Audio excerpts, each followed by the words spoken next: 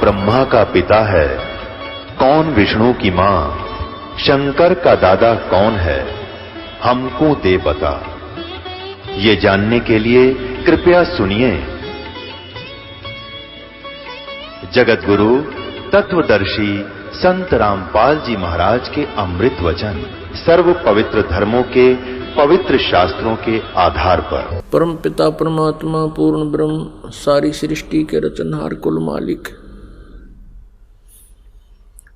कबीर परमेश्वर जी हैं, कबीर देव जी हैं, परम पूज्य कबीर भगवान हैं।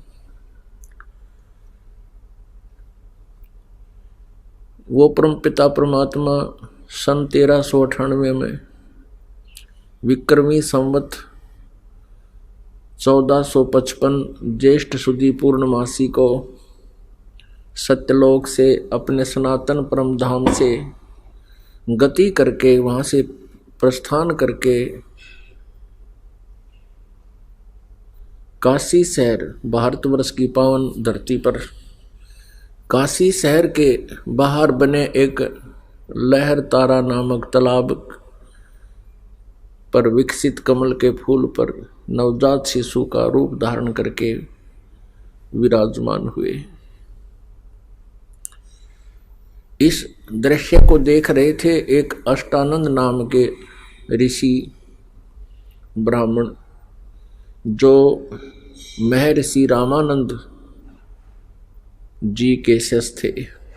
इन परमेश्वर को शिशु रूप में प्रकट परमेश्वर परम अक्षर ब्रह्म को एक मुसलमान जुलाहा दंपति उठा ले गए थे। वो मुसलमान जुलाहा दंपति पहले हिंदू थे, उसी जन्म में गौरी शंकर और सरस्वती उनका नाम था। गौरी शंकर पुरुष का, सरस्वती उसकी पत्नी का। भगवान शिव के उपासक थे। मुसलमानों ने उनको जबरदस्ती मुसलमान बना दिया था। हिंदू ब्राह्मणों ने उनको समाज से निकाल दिया था, उनकी सब हिंदू क्रियाओं को बंद करवा दिया था।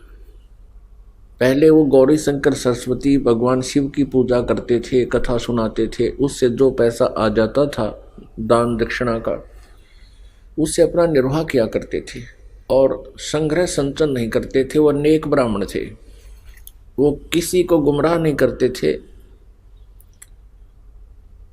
परमात्मा की कथा सुनाते थे, उससे जो पैसा आ जाता था उससे निर्वाह करते थे और जो पैसा शेष बच जाता था उनके खर्चे से उसका वो भंडारा कर देते थे, दान में धर्म में लगा देते थे,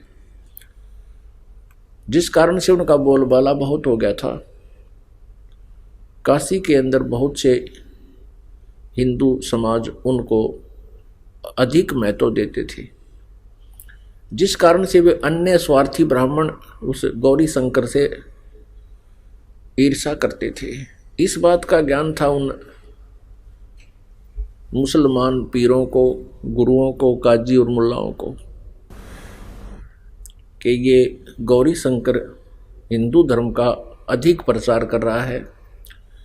बाकी जो ब्राह्मण थे वो अत्यधिक संख्या में थे, लेकिन वो केवल अपने स्वार्थवश ही दुनिया को अपने पीछे लगाए बैठे थे। अब मुसलमान काजी और मुल्लाओं ने, पीरों ने गौरी शंकर को जबरदस्ती मुसलमान बना दिया था। अब वो कथा नहीं कर सकता था, भगवान शिव की रोजी रोटी का भी संकट आ गया, जिस कारण से उन्होंने एक सस्ता काम शुरू कर दिया जुल्हाए का, जिसमें कुछ भी खर्चा नहीं होना था। 3-4 खुट्टे लठ गाड़ने थे, उसके धागा लपेट कर अपना कार्य शुरू कर देते थे, कपड़ा बुनते थे। फिर भी वो बहुत नेक स्वभाव के थे। जो भी कपड़ा बुनने में मेहनताना मिलता था, इनकम होती थी, अपने गुजारे लायक रख करके बाकी का वो फिर भी भंडारा कर देते थे, दान दक्षिणा करते रहते थे। ऐसे वो फिर आगे चल के लंबा समय बीत जाने पर जुलाहा कहलाने लगे। लगभग उनकी आयु 60 वर्ष की होगी थी। वो मुसलमान धर्म को स्वीकार कर चुके थे, जुलाहे का कार्य करते थे, लेकिन जुलाहा नाम से प्रसिद्ध थे, दानक नाम से। उस समय परमेश्वर कबीर देव जी उनको लहर तारा नामक तालाब में कमल के फूल पर प्राप्त हुए थे, जिस कारण से बड़े होकर परमात्मा कबीर देव जी भी जुलाहे का कार्य करते थे। और साथ में जिस उद्देश्य से वो परमात्मा आए थे, तत्वदर्शी संत की भूमिका भी वो स्वयं ही करते थे, और असंख्य ब्रह्मांडों का संचालन भी वो काशी की कुटिया में बैठकर, काशी शहर के अंदर अपनी झोपड़ी में बैठकर, कुटिया में बैठकर सारे ब्रह्मांडों का संचालन भी वहीं से करते थे। वो परमात्मा तत्व ज्ञान का प्रचार करते थे। बड़े बड़े विद्वानों के छक्के छुड़ा दिए थे परमेश्वर कबीर देव जी ने। उस समय के एक सुप्रसिद्ध महात्मा थे महर्षि रामानंद जी, पंडित स्वामी रामानंद जी के नाम से वो प्रसिद्ध थे। स्वामी रामानंद जी बहुत बड़े विद्वान माने जाते थे, वेदों, गीता और पुराणों के। परमेश्वर कबीर देव जी ने उनके साथ वार्ता की, रामानंद जी को यथार्थ ज्ञान से परिचित करवाया और सतलोक में प्रभु के दर्शन करवाए। उसके बाद स्वामी रामानंद जी परमात्मा को पहचान गए, और वही परमात्मा असंख्य ब्रह्मांड का जनक, असंख्य ब्रह्मांडों का सृजनहार, सभी आत्माओं का जनक, वो कबीर देव बनारस में रहा करते थे, एक धानक रूप में, जुलाहे रूप में। वो धानक रूप में प्रकट परमात्मा हम सभी आत्माओं के पिता हैं।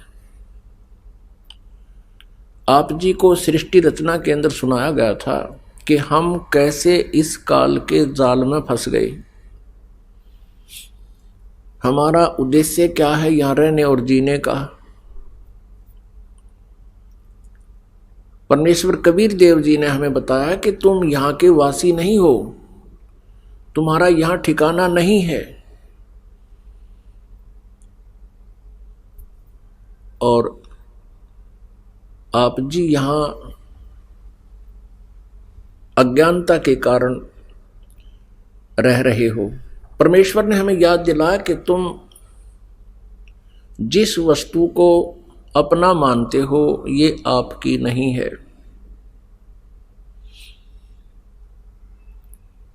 और आप सतलोक के रहने वाले हो। सतलोक किसे कहते हैं, वो कौन सा स्थान है? श्रीमद् भगवत गीता अध्याय नंबर 18 के श्लोक नंबर 62 में 62 में कहा है, ये गीता ज्ञान दाता ब्रह्म बोल रहा है श्री कृष्ण जी में प्रवेश करके। ये कह रहा है कि अर्जुन, तू सर्व भाव से उस परमेश्वर की शरण में जा जिसकी कृपा से तू परम शांति को और सनातन परम धाम को प्राप्त होगा। वो सनातन परम धाम क्या है, परम शांति क्या है? परम शांति तभी होगी इस जीव को जब इसका जन्म और मृत्यु समाप्त हो जाएगा। जब तक जन्म और मृत्यु है, इसको शांति नाम की चीज नहीं प्राप्त नहीं है, इसको ना हो सकती है। जन्म और मृत्यु समाप्त होने के बाद हम कहाँ रहेंगे, कहाँ जाएंगे? हम सतलोक में सनातन परम धाम में रहेंगे, जहां जाने के बाद भक्त साधक फिर लौटकर इस संसार में कभी नहीं आते। पुण्यात्माओं, अभी तक जिस भी संत, आचार्य, ऋषि, मंडलेश्वर से प्रसन्न किया जाता है कि गीता ज्ञानदाता अपने से अन्य किस परमेश्वर की शरण में जाने को कह रहा है, जो गीता जी अध्याय नंबर 18 के श्लोक नंबर 62 में प्रमाण है। ये तत्व ज्ञानहीन ऋषि मंडलेश्वर आचार्य और गुरु ये श्री कृष्ण जी को सर्वेश्वर मानते हैं। श्री कृष्ण जी कहो चाहे श्री विष्णु जी कहो, श्री कृष्ण जी और विष्णु जी को वो एक मानते हैं, केवल रूपांतर है। और जिस कारण से वो कहते हैं कि भगवान से और कौन हो सकता है, भगवान से उत्तम और कौन हो सकता है, भगवान से श्रेष्ठ कौन हो सकता है, जिसकी शरण में जाने को कहे, तो भगवान अपनी ही शरण में जाने को कहता है। अरे उसकी शरण में तो अर्जुन पहले ही विद्यमान था। गीता जी अध्याय नंबर 2 के श्लोक नंबर 7 में स्पष्ट कहता है अर्जुन कि हे भगवान, मैं आपकी शरण हूं, आपका शिष्य हूं, और हमारे जो हित में हो वो बातें मुझे बता, मेरी बुद्धि काम करना बंद करेगी। तो ये स्वयं भी भ्रमित हैं, ये आचार्य और मंडलेश्वर गुरु पवित्र हिंदू धर्म के, और जनता को भी भ्रमित करें, क्योंकि इनको तत्व ज्ञान नहीं था। और तत्व ज्ञान के बिना सदग्रंथ समझ में नहीं आ सकते। वैसे तो गीता ज्ञानदाता केवल गीता अध्याय नंबर 18 के श्लोक 62 में ही नहीं कह रहा कि उस परमेश्वर की शरण में जा, वह तो गीता अध्याय नंबर 18 के श्लोक 66 में भी यही कह रहा है कि सर्वधर्मान परित्यज माम एकम शरणम व्रज अहम तवा सर्व पापेभ्यः मोक्षामि मा शुच। अब इनने को इसी दृष्टिकोण से, इन अनुवादकर्ताओं ने इसी दृष्टिकोण से कि भगवान श्री कृष्ण से ऊपर और कौन भगवान हो सकता है, जिसकी तरफ गीता ज्ञानदाता जाने का संकेत करे और कहे, इसलिए इन्होंने वर्ज का अर्थ भी उल्टा कर दिया। वर्ज का अर्थ जाना होता है, इन्होंने अज्ञानता के कारण अनुवाद के अंदर आना कर दिया। जैसे एक इंग्लिश वर्ड है गो, उसका अर्थ है जाना, और उसका अर्थ कोई करता है कम, कहीं किसी सेंटेंस में कम मीन आना और गो मीन जाना, तो वो उस सेंटेंस को समझ नहीं सका, जिस कारण से अर्थ उल्टा कर दिया, गो माने आना कर दिया। ये गलत कर दिया, बिल्कुल गलत कर दिया। वर्ज माने जाना होता है, आना नहीं होता। तो इस रहस्य को अभी आपके समक्ष बताते हैं कि श्री कृष्ण जी इज विष्णु जी, ये सभी मानते हैं। और श्री विष्णु जी सतोगुण है, ये भी मानते हैं। ये तो अंडरस्टूड है, हम बहुत बार पढ़ चुके हैं, सुन चुके हैं। और श्री ब्रह्मा जी रजोगुण है और श्री शिव जी तमोगुण है। जैसा कि आपको सृष्टि रचना में बताया था कि इन तीनों गुणों की भक्ति करने वाले प्राणी मोक्ष प्राप्त नहीं करते। रजगुण ब्रह्मा, सतगुण विष्णु, तमगुण शिव जी। श्रीमद् भगवत गीता अध्याय नंबर 7 के श्लोक 12 से लेकर 15, 20 से लेकर 23, इनमें यही स्पष्ट किया गया है कि त्रिगुणमयी माया, तीनों गुण रजगुण ब्रह्मा, सतगुण विष्णु, तमगुण शिव जी से जो भी लाभ प्राप्त हो रहा है, तत्व ज्ञानहीन प्राणी उन्हीं तक सीमित हैं, उन्हीं की पूजाएं करते रहते हैं। वो मुझे नहीं बजते, गीता ज्ञानदाता ब्रह्म कह रहा है श्री कृष्ण जी में प्रवेश करके। 7वें अध्याय के 16 से लेकर 18 तक उन 3 श्लोकों में अपने विषय में कह रहे हैं गीता ज्ञानदाता कि मेरी साधना भी 4 प्रकार के करते हैं। एक अर्थार्थी, आर्थ, जिज्ञासु और ज्ञानी। इन तीनों को रिजेक्ट करता है गीता ज्ञानदाता, और चौथे ज्ञानी को कहता है कि वो मुझे बहुत अच्छे लगते हैं क्योंकि उन्होंने अन्य देवताओं की पूजा त्याग कर केवल मुझ ब्रह्म की साधना ही प्रारंभ कर दी है। वो फिर 7वें अध्याय के 18वें श्लोक में कहता कि वो ज्ञानी आत्मा है तो नेक भद्र पुरुष है, लेकिन उनको तत्व ज्ञान ना होने से, परम अक्षर ब्रह्म की जानकारी ना होने से वो मेरे वाली अनुत्तम घटिया साधना में ही लीन है। अनुत्तम माने व्यर्थ। अब तत्व ज्ञानहीन व्यक्ति कहते हैं, उनसे कोई प्रश्न करता है कि गीता ज्ञानदाता 7वें अध्याय के 18वें श्लोक में अपनी साधना को अनुत्तम क्यों कह रही है? तो उसका कुछ तो अर्थ ऐसा करते हैं कि जिससे उत्तम और ना हो, इसलिए अनुत्तम का अर्थ ये बनता है। यहां पर कुछ कहते हैं अनुत्तम का अर्थ है सामान्य। इन्होंने परिभाषाएं बदल दी अज्ञानता के कारण। अनुत्तम का चौथी कक्षा के बच्चे ने पूछ लो, अनुत्तम माने घटिया, अश्रेष्ठ, सभी बता देंगे।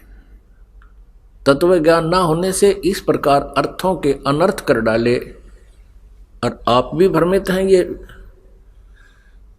श्रद्धालु गुरु जी और अपने अनुयायियों को भी भ्रमित किए हुए हैं। अब यहाँ गीता ज्ञानदाता 7वें अध्याय के 18वें श्लोक में कह रहा है कि मेरी साधना भी अनुत्तम है क्योंकि जन्म और मृत्यु मेरी साधना से, ब्रह्म साधना से समाप्त नहीं होती। गीता जी अध्याय नंबर 4 के श्लोक नंबर 5 और 9 में गीता ज्ञानदाता कहता है कि मेरे और तेरे अर्जुन बहुत जन्म हो चुके हैं, तू नहीं जानता मैं जानता हूं। मेरे जन्म और कर्म दिव्य हैं, अलौकिक हैं। गीता अध्याय नंबर 2 के श्लोक नंबर 12 में गीता ज्ञानदाता कहता है, अर्जुन तू और मैं और ये सभी योद्धा सैनिक पहले भी थे, आगे भी अपना जन्म होगा, ये ना सोच कि हम अभी अभी है। गीता जी अध्याय नंबर 2 के श्लोक नंबर 17 में कहता है कि अविनाशी तो उसको जान जिसको मारने में कोई सक्षम नहीं है और जिसने सब ब्रह्मांडों की रचना की है। वो अन्य परमात्मा है, गीता ज्ञानदाता से अन्य है और है। गीता जी अध्याय नंबर 10 के श्लोक नंबर 2 में गीता ज्ञानदाता कहता है कि मेरी उत्पत्ति को न तो ये देवता जानते हैं, न ऋषि, न ये सिद्ध पुरुष जानते हैं, क्योंकि इनकी उत्पत्ति मेरे से ही हुई है। क्योंकि ब्रह्मा विष्णु महेश का जन्म इस ब्रह्म और दुर्गा के संयोग से पति पत्नी व्यवहार से हुआ है, तो पिता की उत्पत्ति को संतान नहीं जान सकती, दादाजी बता सकता है। अब हम काल की फर्द में चढ़ गए, किस कारण से हम अब इसके पुत्र हो गए, लेकिन वास्तव में हमारा पिता वो परम अक्षर ब्रह्म है, वो कबीर देव है। तो यह प्रसंग चल रहा है कि गीता ज्ञानदाता का भी जन्म और मृत्यु होता है, ये अविनाशी नहीं है। अब जिस कारण से ये अपनी साधना को भी अनुत्तम कह रहा है, घटिया कहता है। अब हम वहीं पर आते हैं कि जब तक जन्म मृत्यु है ये शांति प्राप्त नहीं हो सकती। इसलिए गीता ज्ञानदाता गीता अध्याय नंबर 18 के श्लोक नंबर 62 में और 66 में कह रहा है कि तू सर्वभाव से उस परमेश्वर की शरण में जा जिसकी कृपा से तू परम शांति को और सनातन परम धाम को प्राप्त होगा। सनातन परम धाम वो स्थान है जहां जाने के बाद प्राणी की फिर पुनः मृत्यु नहीं होती, ना वो वृद्ध होता वहां पर। वह ऐसी ही सृष्टि है, लेकिन वहां का मटेरियल ऑफ बॉडी वो अविनाशी है। वहां का जो हमें शरीर मिलेगा वो नाश नहीं होता, उसमें वृद्ध अवस्था नहीं है, वहां में नाड़ी का जोड़ जुगाड़ नहीं है। वहां पर हम जितना आहार करेंगे वो बॉडी में ही कंज्यूम हो जाएगा, उसका विसर्जन नहीं है। बहुत सुंदर आहार है वहां पर, हर तरह के संकट से वहां बचा जाएगा, वहां परम शांति होगी। अब यहाँ तक किसी का कमजोरी है तो किसी का दस्त लाग गए, किसी का डाइजेस्टिव सिस्टम खत्म हो रहा है कि तब तो बहुत तरह की समस्याएं इस शरीर में हमारे साथ रहती हैं। तो वहाँ ये भी नहीं है, तो परम शांति होगी, जन्म मृत्यु नहीं होगा, किसी का कोई कर्ज लोन नहीं होगा, और वहाँ कोई किसी के ऊपर एक प्रभु को छोड़कर अन्य कोई प्रभु नहीं होगा, सब एक जैसे दास भाव में रहेंगे। तो वहाँ एक जैसा आहार, एक जैसे रहन सहन, वहाँ राग द्वेष ऑटोमेटिकली समाप्त हो जाता है। अब गीता ज्ञानदाता से अर्जुन ने पूछा गीता अध्याय नंबर 8 के श्लोक नंबर 1 में कि हे प्रभु, आपने गीता अध्याय नंबर 7 के श्लोक नंबर 29 में जिस तत्व ब्रह्म के विषय में जानकारी बताई है कि उस तत्व ब्रह्म को जानते हैं और पूरे अध्यात्म ज्ञान से परिचित हैं, और जो सभी कर्मों से परिचित हैं, वो साधक केवल जरा और मरण से छूटने का ही प्रयत्न करते हैं। तो किम तत् ब्रह्म 8वें अध्याय के प्रथम मंत्र में गीता ज्ञानदाता से अर्जुन ने पूछा, वो किम तत् ब्रह्म, वो तत् ब्रह्म क्या है जिसको जानने के बाद फिर व्यक्ति केवल जरा और मरण से, जरा माने बुढ़ापा, वृद्ध अवस्था और मरण मृत्यु से ही छूटने का प्रयत्न करते हैं, इस संसार की किसी वस्तु की इच्छा नहीं रखते। तो वो किम तत् ब्रह्म, वो कौन है वो तत् ब्रह्म, क्या है वो तत् ब्रह्म? गीता ज्ञानदाता ने 8वें अध्याय के 3रे श्लोक में उत्तर दिया है कि वो परम अक्षर ब्रह्म है।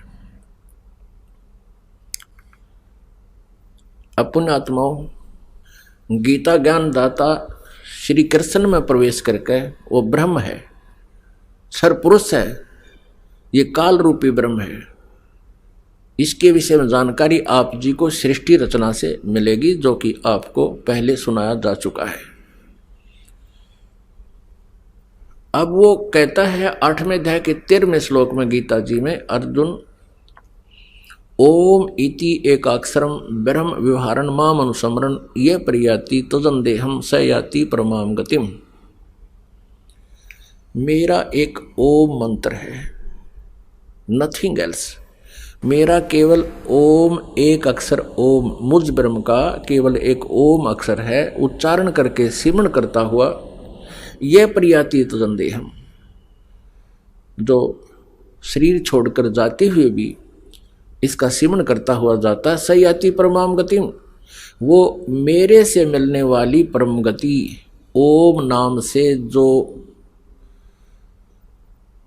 जितना राहत मिलती है, जितनी गति होती है, वो कितनी होती है, वो प्राप्त होती है। वो कितनी होती है? गीता जी अध्याय नंबर 8 के श्लोक नंबर 16 में कहा है कि ब्रह्मलोक पर्यंत सभी पुनरावर्ती में है सभी लोग।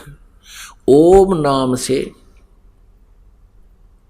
जो गति होती है वो ब्रह्मलोक प्राप्ति होती है, और ब्रह्मलोक में गए हुए प्राणी भी फिर जन्म मृत्यु के अंदर है, गीता जी बता रही है।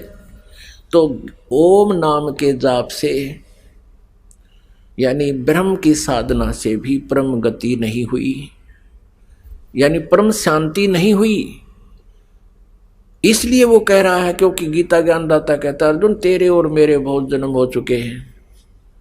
4थे अध्याय के 5वें 9वें श्लोक में, 2रे अध्याय के 12वें श्लोक में, 10वें अध्याय के 2रे श्लोक में। जब तक जन्म और मृत्यु है शांति नहीं। अब वो परम अक्षर ब्रह्म की जानकारी बताना चाहते हैं। वो किम तत् ब्रह्म, वो परम अक्षर ब्रह्म है। 8वें अध्याय के 3रे श्लोक में कहा है। 8वें अध्याय के 5 और 7 श्लोक में गीता ज्ञानदाता अपनी साधना के विषय में कहता है कि मेरे ओम नाम का जाप करते हुए जो साधना करते हैं वो मुझे प्राप्त होते हैं। और गीता ज्ञानदाता कहता तू युद्ध भी कर और मेरा सिमरण भी कर, मेरा स्मरण भी कर। इससे सिद्ध है कि गीता ज्ञानदाता की साधना करने वाले को शांति नहीं, युद्ध से अधिक कोई अशांति नहीं होती।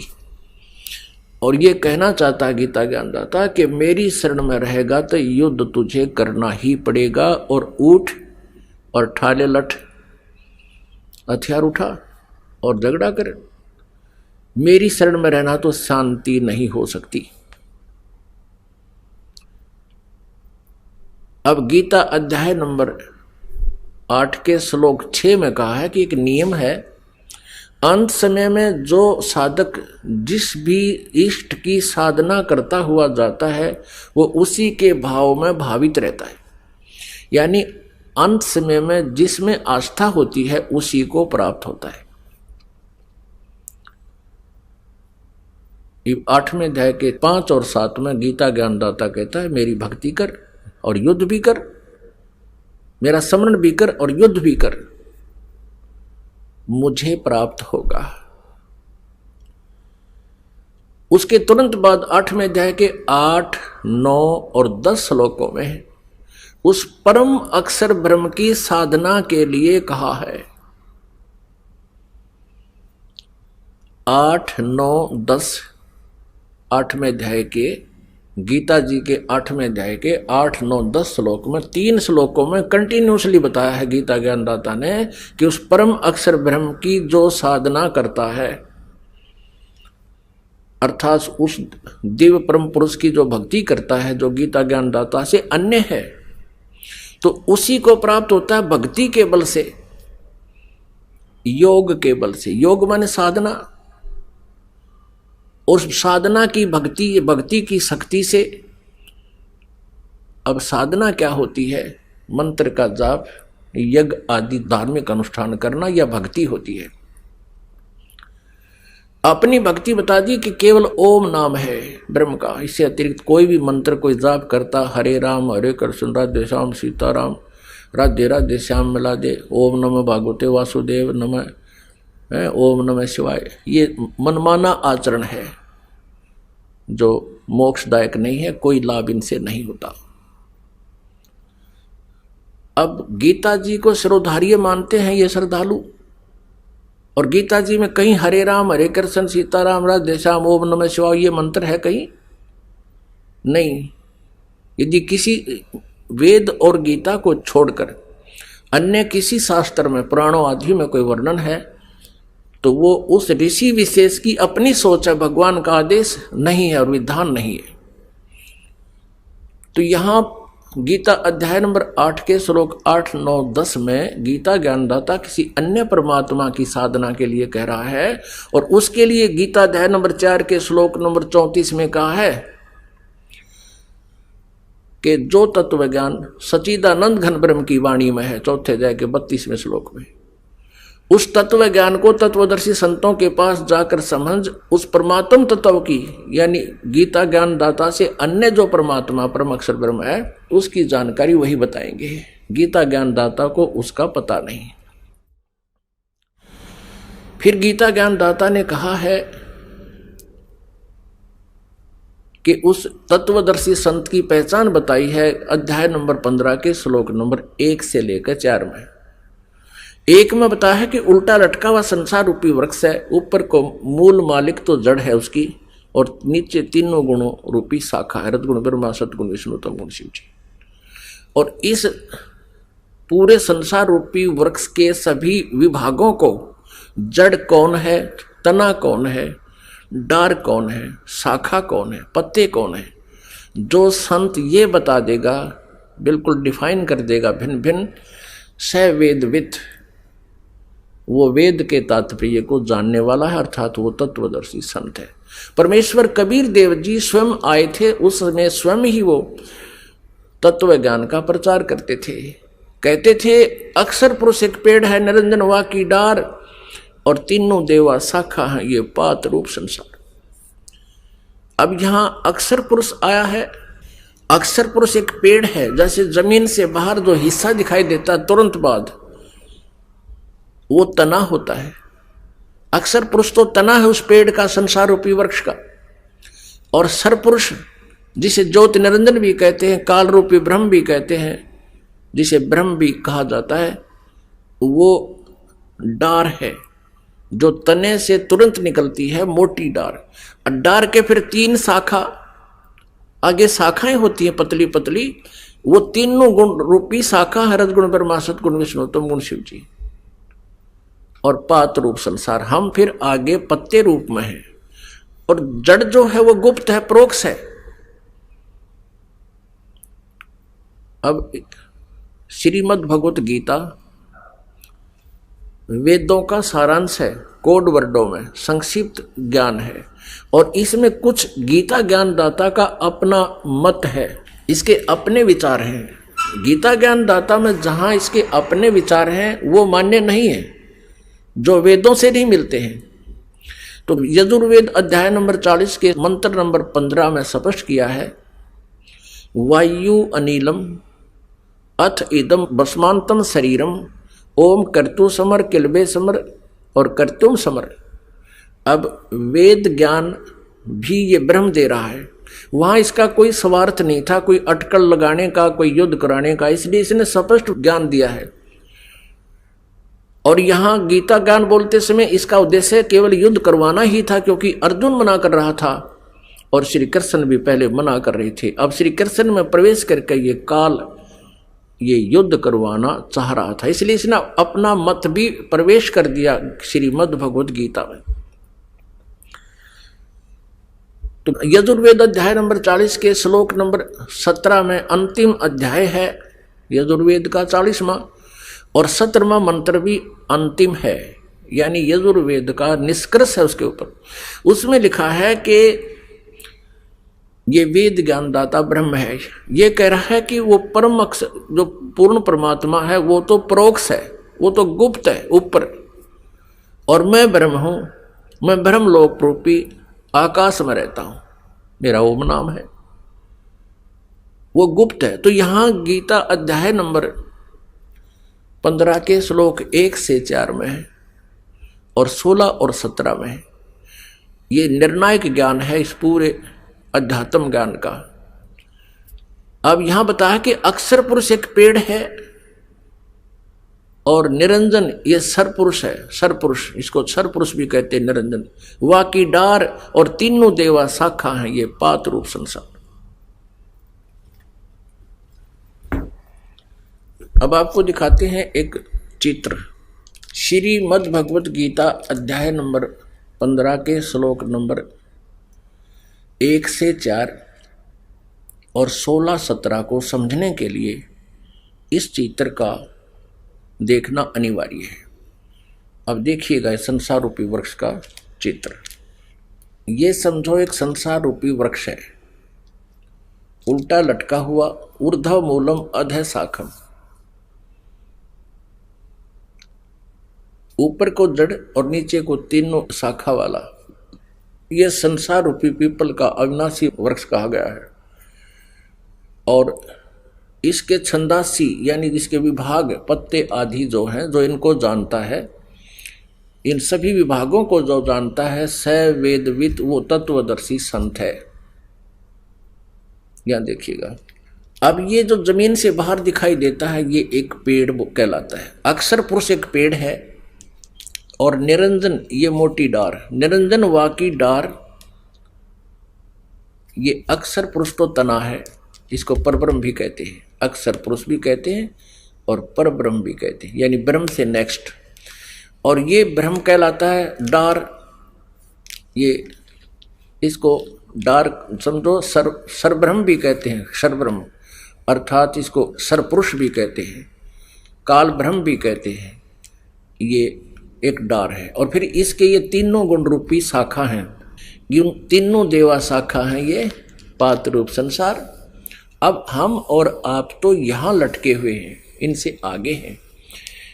अक्षर पुरुष एक पेड़ है, निरंजन वाकी डार, यानी इस ज्योति निरंजन भी कहते हैं, इस सरपुरुष भी कहते हैं, ये ब्रह्म भी प्रसिद्ध हो रहा है। और तीनों देवा शाखा है, ये पात रूप संसार। अब ये जड़ कौन है? ये परम अक्षर ब्रह्म है, जो तीनों लोकों में प्रवेश करके सबका धारण पोषण करता है। ये परम अक्षर ब्रह्म है, पूर्ण ब्रह्म है, परमेश्वर है। अब आप जी को श्रीमद् भगवत गीता दिखाते हैं, देखिएगा ये है श्रीमद् भगवत गीता, जयदयाल गोविंद का इसके अनुवादक है। अध्याय नंबर 15, अथ पंचदशो अध्याय। इसका प्रथम मंत्र ये देखिएगा। ऊर्ध्व मूलम अधः शाखम। ऊर्ध्व माने ऊपर को, अधः माने नीचे को, अश्वत्थम प्राहु अव्यम, छंदासी यस्य प्रणानी ये तम वेद स वेदवित्। ये प्रथम मंत्र है।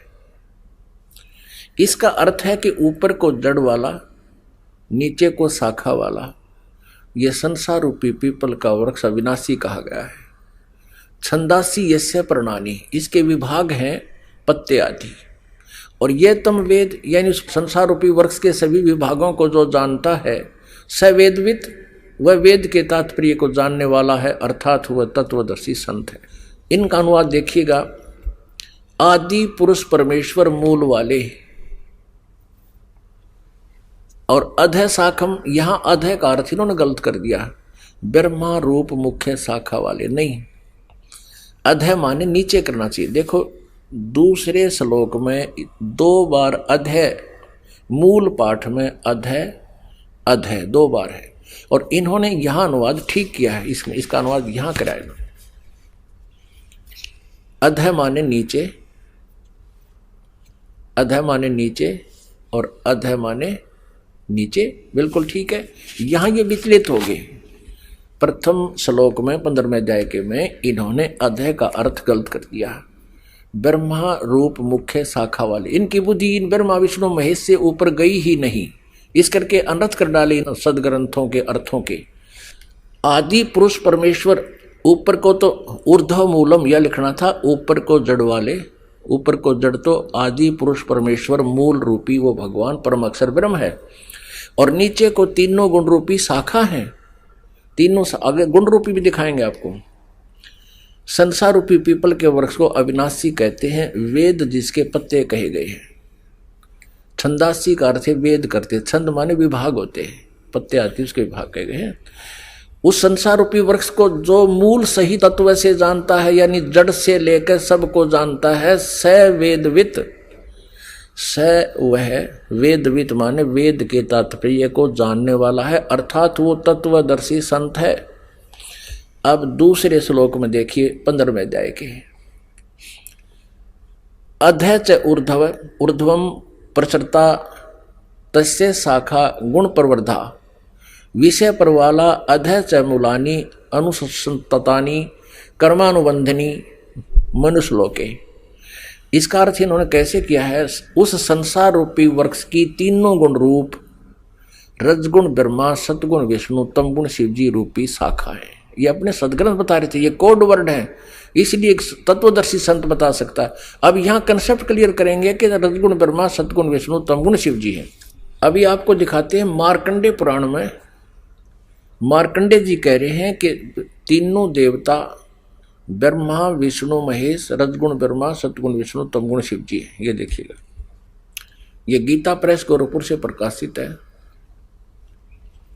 और इसके 123 पृष्ठ पर आप देखिएगा, 123 पृष्ठ पे। और यहाँ से मार्कंडे जी इसका विवरण बता रहे हैं।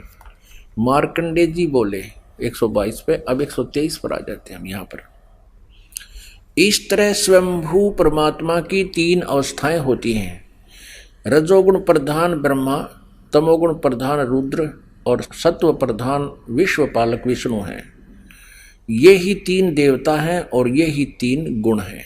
पुण्यात्मा, ये तत्व ज्ञान हमारे पास नहीं था, हमने लोकवेद सुन रखे है। लोकवेद माने दंत कथाएं, और उस लोकवेद के सुनते सुनते हमारे कान बहरे हो लिए, और सभी ने वही झूठा ज्ञान ग्रहण है। उसको सुनने में कोई ऑब्जेक्शन नहीं। जहाँ से जिस ऋषि संत में आचार्य मंडलेश्वर से, गुरु से हम सुनते आए हिंदू धर्म में, तो यही लोकवेद सुनाते थे। सबने एक जैसा ज्ञान दे दिया, हमने स्वीकार कर लिया। और वो साथ में ये भी कहते थे ये पुराण में ऐसा लिखा है, गीता जी में ऐसा लिखा है, वेदों में ऐसा लिखा है, हम उसी के आधार से बता रहे हैं।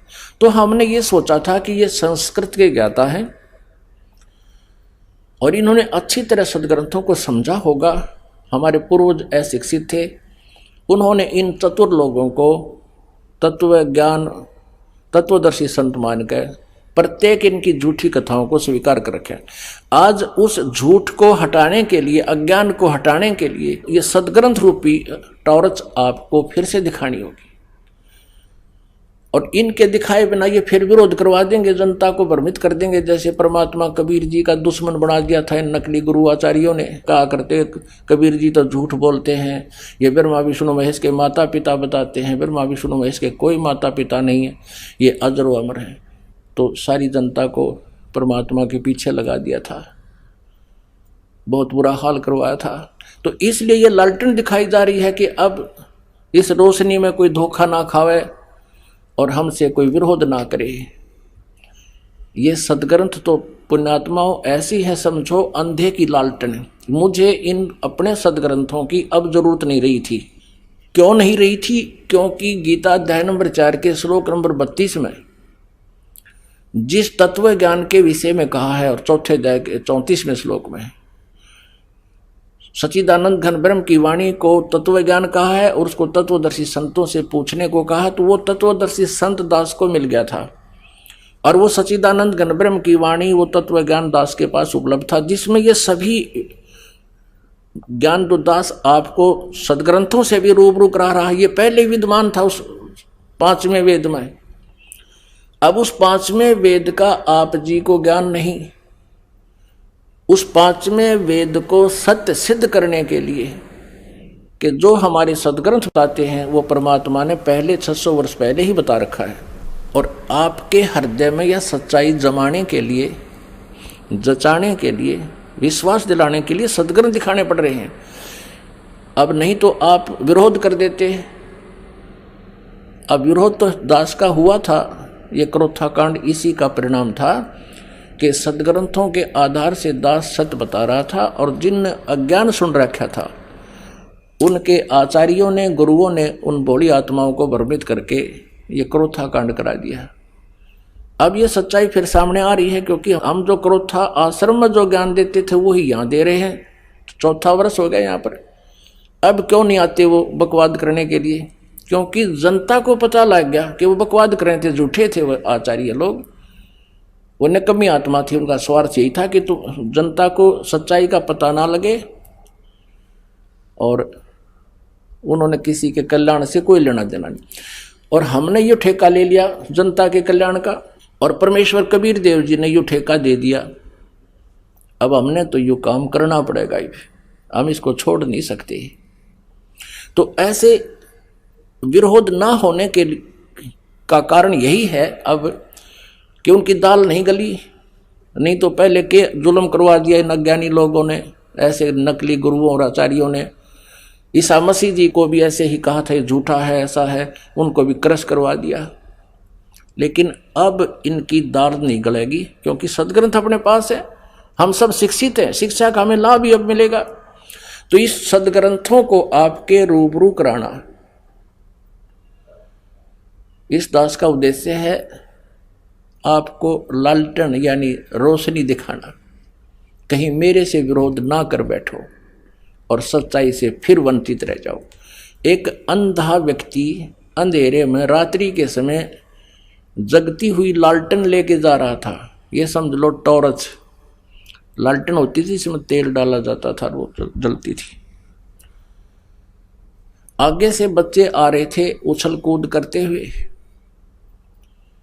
अंधे व्यक्ति ने कहा कि बेटा देखियो, मैं अंधा हूं, मुझे दिखाई नहीं देता है, मैं अंधा हूं, ध्यान से चलना। अब बच्चों ने पूछा कि बाबा सचमुच तुम अंधे हो? हाँ बेटा मैं अंधा हूं, मुझे दिखाई नहीं देता। फिर उन्होंने पूछा कि फिर लालटेन किस लिए ले रखी आपने? कि तुम आंखों वालों के लिए, कहीं मेरे में टक्कर ना मार दो, बुढ़े आदमी की देही तोड़ दो। ये लालटेन तुम्हारे लिए ले रखी है बेटा। तो पुण्यात्माओं, ये सदग्रंथ दास ने इसलिए ले रखे, या लालटेन है, कोई इन नकली गुरुओं आचार्यों से भ्रमित होकर के दास से ना टकरावे, हमारे साथ ना कोई झगड़ा ठान ले, इसलिए लालटेन दिखानी आवश्यक है पग पग पर। अब देखिएगा श्रीमद् देवी भागवत हिंदी टीका सहित, जिसमें ये तीनों गुण प्रमाणित करने हैं रजगुण ब्रह्मा, सतगुण विष्णु, तमगुण शिव जी। अथ देवी भागवतम सभाष्टीकम सहमात्यम, खेमराज श्री कृष्ण दास प्रकाशन बंबई। अब तीसरे स्कंद पर आते हैं। अथ श्री मद देवी भागवते भाषा टीका युक्ते तृतीय स्कंद प्रारंभते। अब इसके 11 नंबर पृष्ठ पर आपको दिखाते हैं। ये 11 नंबर पृष्ठ है और ये है 5वां अध्याय, तृतीय स्कंद का 5वां अध्याय, और 5वें अध्याय का 8वां मंत्र हम पढ़ेंगे श्लोक। ये 7वां श्लोक समाप्त हुआ, 8वां प्रारंभ होता है। हे माता, भगवान शंकर जी कह रहे हैं दुर्गा से, अपनी मां से, हे माता, यदि हमारे ऊपर सदा आप दया युक्त हो तो हमको यानी मुझे तमोगुण में किस प्रकार प्रदान किया है, ब्रह्मा रजोगुण और हरि यानी विष्णु को सतोगुण क्यों युक्त किए। अब ये तो आपने हिंदी पढ़ी, यहाँ इसकी संस्कृत है। 7वां श्लोक समाप्त हुआ, 8वां प्रारंभ होता है। यदि दया धर्मना न सदा अंबिके कथम अहम विहिता च, यदि आप दयालु हैं हमारे ऊपर तो हमें क्यों बना दिया, कथम अहम विहिता च, मैं क्यों बना दिया, तमोगुण है, तमोगुण।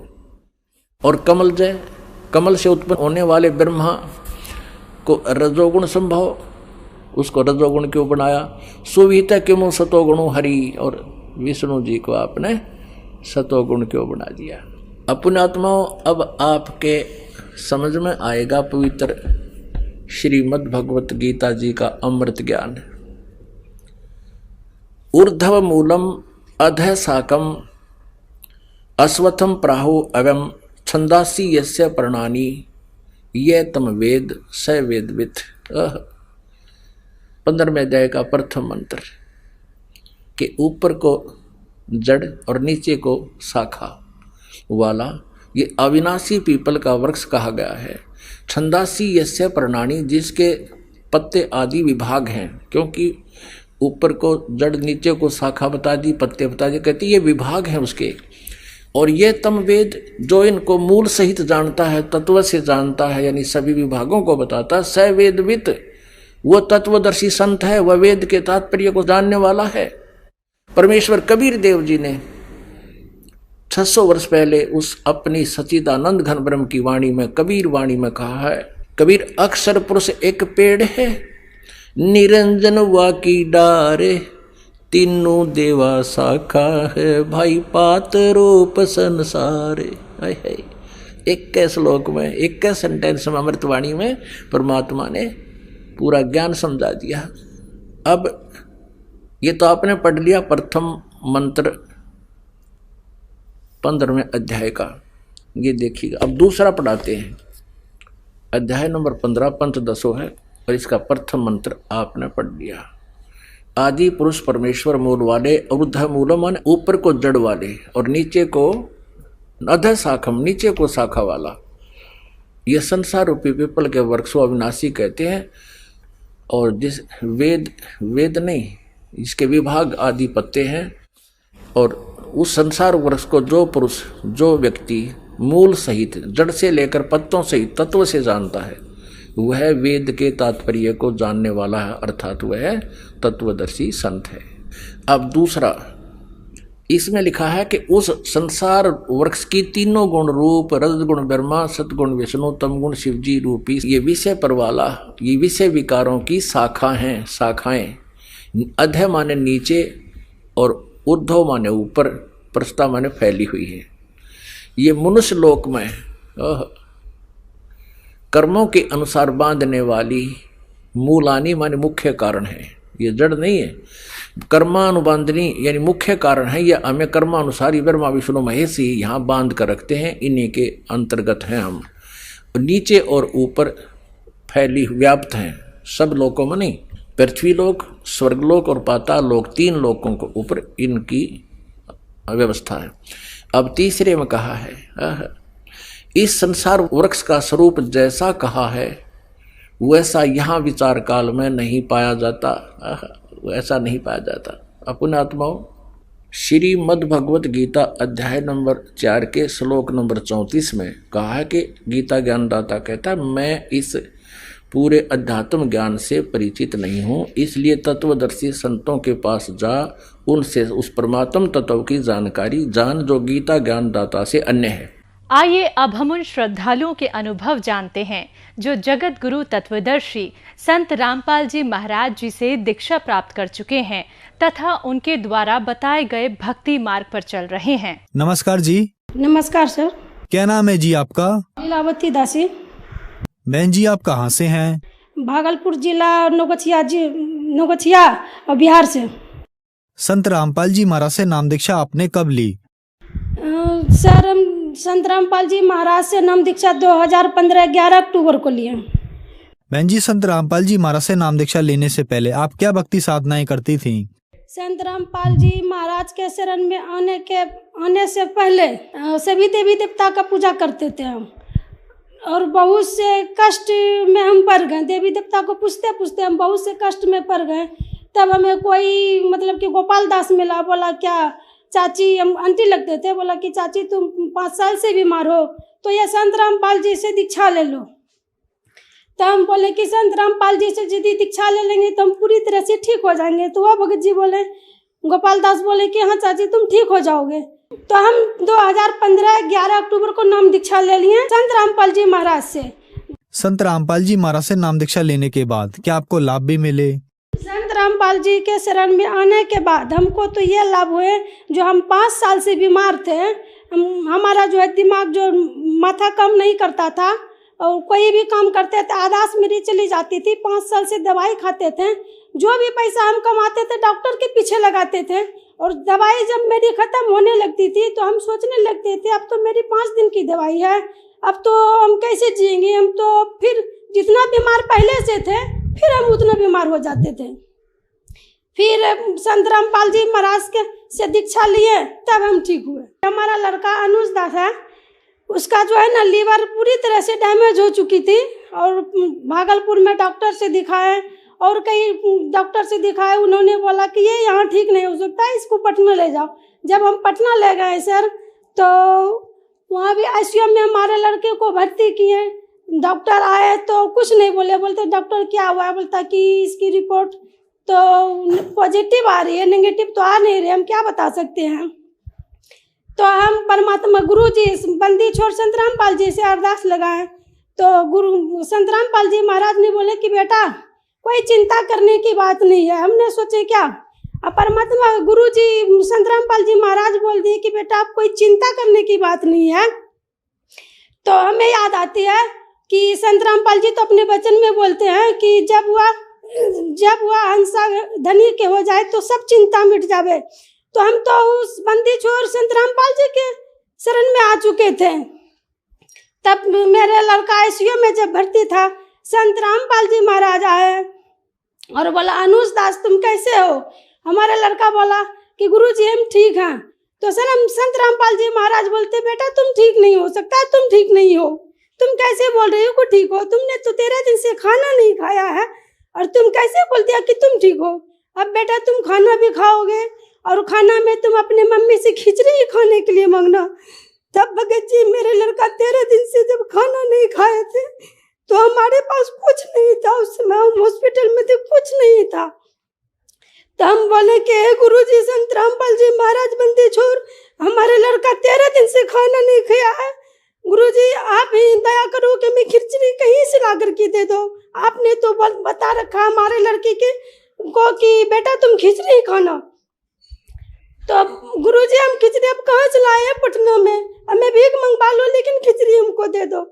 तो यही पूर्णिया जिला की कोई बहन जी थी, हम रो रहे थे, बोले बहन जी क्या हुआ है। हम बोले कि बहन जी हमारे लड़का 13 दिन से खाना नहीं खाया है, हमारे संत रामपाल जी आए आईसीयू में हमारे लड़के से मिले, उन्होंने बोला कि बेटा तुम खिचड़ी खाना, खिचड़ी खाने के लिए बता दिया गुरुजी हमारे पास कुछ नहीं है। तो वह बहन जी बोली कि तुम जितना चाहो ले जाओ, दाल चावल गैस सिलेंडर कुछ भी, तुम अपने लड़के को खिचड़ी बना करके दो। तो हमने उसी के दाल चावल सब लिए और अपने लड़कों को अनुज दास को खिचड़ी खिलाना चालू कर दिया। जब एक 13 दिन से खाना नहीं खाया था सर, तो उन्होंने दिन भर में कम से कम 20 बार 25 बार खाना शुरू कर दिया। और जाते जाते हॉस्पिटल से 3री मंजिल पर आईसीयू में वो भर्ती था, तो हमको जो है टाइफाइड का बुखार आना शुरू कर दिया। उस लड़के की वजह से नीचे ऊपर करते करते टाइफाइड बुखार आ गया। अब हमारा शरीर भी काम नहीं करने लगा। हम बोले पर गुरुजी आप किसी तरह से दया करो मालिक, अब हमारा भी तबीयत खराब हो चुका है। परमात्मा को फिर अरदास लगाए। परमात्मा बोला कि बेटा चिंता करने का कोई बात नहीं है, परमात्मा दया कर दी है, सब ठीक हो जाएगा। तो हमारे उसी समय आईसीयू से लड़का उठा और बाहर दौड़ना चालू कर दिया। उसी समय गुरु संत रामपाल जी महाराज आशीर्वाद दिए और मेरा लड़का उसी दिन से ठीक होना चालू कर दिया। गुरु सर जी आज हमारे लड़का वो हमारे साथ आया है, उसको दर्शन दिया हमारे लड़के को। डॉक्टर ने फिर बोला कि आपका लड़का तो ठीक होना चालू कर दिया, अब तुम घर जा सकती हो 8 दिन में। तो 8 दिन में मेरा लड़का आईसीयू में ठीक हो गया। सर मैं ये रिपोर्ट लाई हूँ लीवर का, जो पूरी तरह से लीवर जो डैमेज हो चुकी थी। संत रामपाल जी की कृपा से लीवर वो ठीक हो गया। और ये जो है सर एक ही दिन का इतना जो है ना लीवर भर गया था डैमेज, एक दिन का ये रिपोर्ट है सर। ये फर्स्ट दिन का था पहले समय का, और ये फिर रिपोर्ट जो है दूसरे समय का है। ये रिपोर्ट में फिर इतना भर गया लीवर, इसके बचने की तो कोई उम्मीद नहीं थी। लेकिन संत रामपाल जी की कृपा से हमारा लड़का आज ठीक है और वो हमारे साथ आए हुए हैं, और उन्हें आईसीयू में गुरुजी संत रामपाल जी दर्शन दिए। और तीसरा लाभ भगत जी ये हुआ कि हमारा पति जो है सीढ़ी से गिर गया था, ये माथा ये फ्रैक्चर हो चुका, इसमें नाक का हड्डी टूट चुका, नाक से ब्लड और मुंह से ब्लड जाने लगा। हम तो बोले परमात्मा हम तो गए, अब कहीं का नहीं रहे। और सब लोग कहने लगे कि ये संत रामपाल जी के शरण में आने के बाद भी ऐसे होने लगे। बोले कि ऐसा मत कहो हमारे गुरुजी को। तो फिर गुरुजी से हम प्रार्थना किए, तो गुरुजी ने फिर यही बात बोलता है अरदास में कि बेटा चिंता करने की कोई बात नहीं है। तो हमारे भगत जी फिर ठीक हो गए। और फिर 21 मार्च 2020 में फिर नाक से ब्लड चलना चालू कर दिया। 1 किलो 1.5 किलो लगभग ब्लड चल गया नाक से हमारे भगत जी को। फिर बोले परमात्मा हम तो फिर गए, मालिक किसी तरह से दया कर दो मालिक, हमारे पति के ही घर चलता है, भरोसे घर चलता है मालिक, आप किसी सिरे से दया कर दो। फिर संत रामपाल जी से अरदास लगाए, तो फिर बोला बेटा कोई चिंता करने की बात नहीं है। तो हम तो ये सोच लिए कि जब मालिक बोलता है चिंता करने की बात नहीं, फिर तो हम बेकार की चिंता कर रहे हैं। तो संत रामपाल जी महाराज आए फिर दया कर दिए, तो आज हमारे भगत जी ठीक है। और भगत जी हमें जो है 5 साल से जो हम बीमार थे, तो भूत प्रेत कि हमें बाधाएं थी, आर्थिक स्थिति बहुत खराब थी, और सब कुछ मतलब कि खराब ही खराब थी। और आज संत रामपाल जी जब से हम शरण में आए हैं, तब से हमारा आर्थिक स्थिति और शारीरिक भी सब कुछ मेरा सब कुछ ठीक है, कोई कष्ट नहीं सर। आपने बताया कि संत रामपाल जी महाराज की शरण में आने के बाद आपको बहुत सारे लाभ मिले। तो जो दर्शक आज आपको टीवी पर देख रहे हैं और वो भी किसी न किसी बीमारी से ग्रस्त हैं और संत रामपाल जी महाराज से नाम दीक्षा लेना चाहते हैं, तो कैसे ले सकते हैं? संत रामपाल जी के सत्संग आते हैं, उनके नीचे एक पीली पट्टी आती है, उस पर नंबर दिया गया रहता है, उससे कनेक्ट करके आप नाम दीक्षा प्राप्त कर सकते हैं निःशुल्क, कोई पैसा नहीं लगता है सर, वहाँ सब कुछ फ्री मिलता है। धन्यवाद जी। सत साहिब जी।